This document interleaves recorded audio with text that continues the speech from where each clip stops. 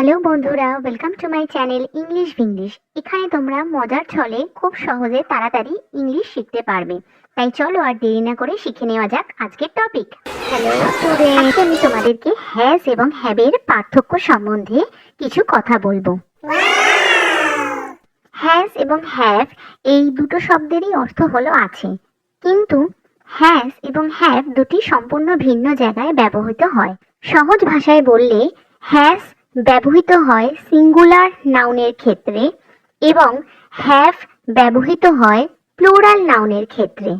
উদাহরণ দিয়ে বিষয়টি বোঝানোর চেষ্টা করছি। যেমন ধরো, হি, শি, ইট এগুলো সিঙ্গুলার নাউন, এগুলোর সাথে সব সময় হ্যাজ বসবে। যেমন he has a book, she has a pen ইত্যাদি। আবার দে, উই এগুলো যেহেতু প্লুরাল, তাই এদের সাথে সবসময় হ্যাভ বসবে। যেমন ধরো, they have bags, we have flower ইত্যাদি। শুধুমাত্র ব্যতিক্রম হবে দুটি শব্দ নিয়ে, আই এবং ইউকে নিয়ে। আই এবং ইউ এই দুটি সিঙ্গুলার হওয়া সত্ত্বেও এদের সাথে সব সময় হ্যাভ বসে। যেমন I have a pen, you have a pencil ইত্যাদি। হলো না মজাদার?